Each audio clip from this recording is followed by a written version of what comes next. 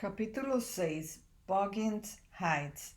Abandonaron el colegio apresuradamente y subieron hacia Boggins Heights, un lugar que encerraba un cierto misterio y en el que fácilmente se podía percibir el abandono y la tristeza, más aún en una tarde lluviosa como aquella del mes de noviembre.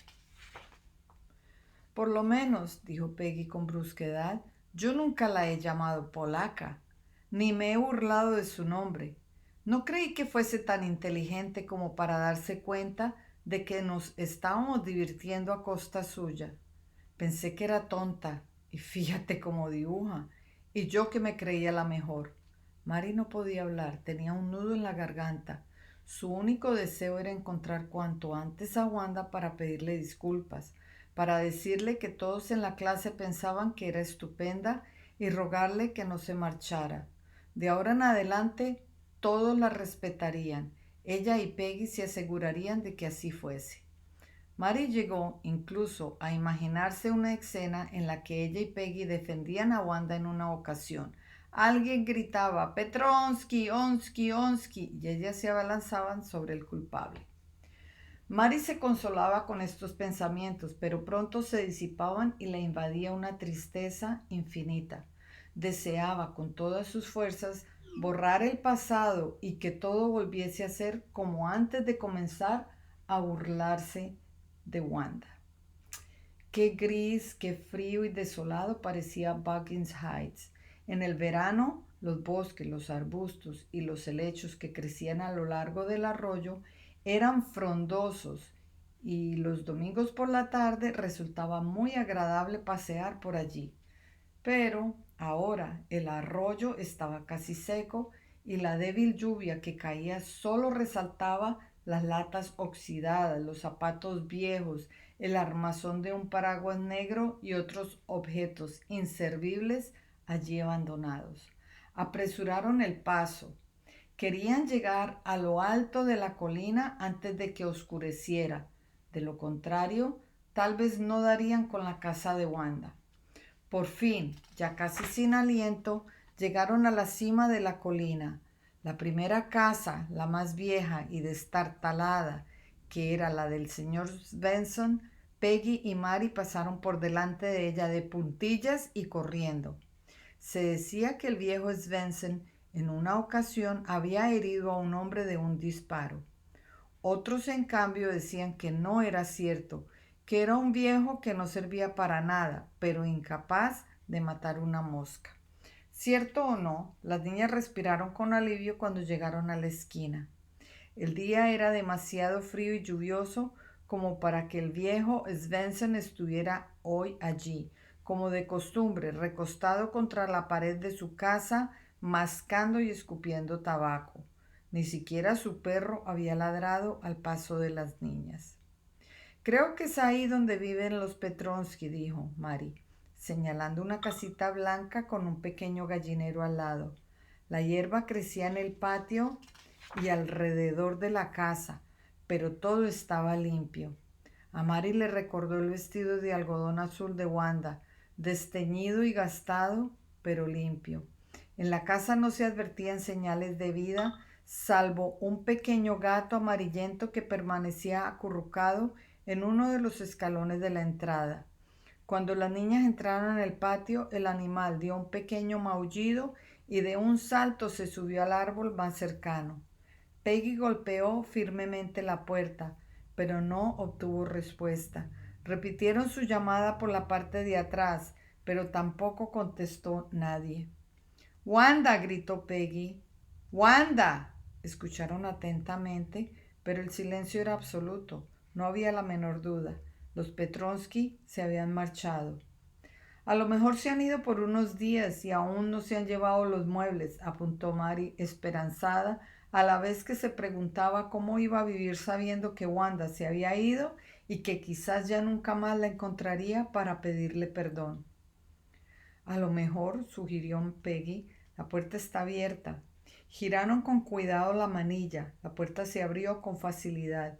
No era muy resistente y ofrecía poca protección contra el viento tan fuerte que soplaba allí en el invierno.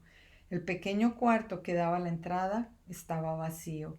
No había absolutamente nada en él. Y en el armario, situado en una esquina con la puerta abierta de par en par, estaba igualmente vacío. Mary trató de imaginarse lo que habría allí dentro antes de que los Petronsky se mudaran y recordó lo que Wanda repetía.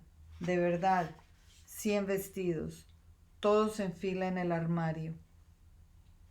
En cualquier caso, real o imaginario, los vestidos también habían desaparecido. Los Petronsky se habían ido. Y ahora, ¿cómo podrían Peg y ella excusarse ante Wanda? Quizás la maestra supiese a dónde se había mudado o tal vez el viejo Svensson. A la vuelta llamarían a su puerta para preguntarle. A lo mejor en la oficina de correos conocían su nueva dirección. Si le escribían una carta, posiblemente Wanda la recibiese, pues el correo la haría llegar. Cerraron la puerta y muy afligidas emprendieron el camino de regreso. Allá a lo lejos se divisaba el agua de la bahía, gris y fría. ¿Tú crees que ese gato era los Petronsky y que se han olvidado de él?, preguntó Peggy extrañada. El gato había desaparecido, pero cuando las niñas doblaron la esquina, lo vieron acurrucado bajo la silla del viejo Svensson. Quizá el gato fuese suyo. Habían decidido no llamar a su puerta, cuando de repente el viejo apareció ante ellas subiendo por el camino. Todo lo relacionado con Svensson era amarillento: su casa, su gato, sus pantalones, su bigote, su pelo enmarañado, su perro que corría detrás de él y los grandes buches de jugo de tabaco que escupía por entre sus dientes amarillentos. Las niñas se apartaron del camino y echaron a correr. Cuando habían alcanzado cierta distancia, se detuvieron. ¡Hey, señor Svensson!, gritó Peggy. ¿Sabe usted cuándo se fueron los Petronsky? El viejo Svensson se volvió y las miró un momento en silencio. Finalmente pareció contestar algo, pero sus palabras eran apenas inteligibles y las niñas salieron corriendo como alma que huye el diablo. El viejo Svensson continuó camino arriba, mascullando algo entre dientes y rascándose la cabeza. No dejaron de correr hasta llegar a la entrada de la calle Oliver. Estaban desconsoladas y Mary se preguntaba una y otra vez si siempre se sentiría así de triste por lo de Wanda y los 100 vestidos. Ya nada sería igual. En el momento menos pensado, cuando se dispusiera a hacer algo, como ir de paseo con Peggy a recoger moras o a deslizarse en trineo en Barley Hill, le vendría a la mente la idea de que ella había sido la culpable de que Wanda Petronsky se hubiera tenido que ir de aquel lugar. Bueno, dijo Peggy, ya se ha ido. ¿Qué le vamos a hacer? Además, cada vez que yo le preguntaba sobre los vestidos, probablemente le daba ideas para sus diseños. De otra forma, seguro que no habría ganado. Mary se quedó pensativa. Si lo que decía Peggy fuese cierto, no tendría por qué sentirse mal, pero esa noche no pudo dormir, pensando en Wanda, en su vestido azul pálido, en su pequeña casita blanca y en el viejo Svensson, que vivía tan solo a unos pasos de ella, y recordó cómo resplandecían todos en fila los 100 vestidos alrededor de la clase. De pronto, Mary se sentó en la cama y apretando firmemente la frente con sus manos se puso a pensar.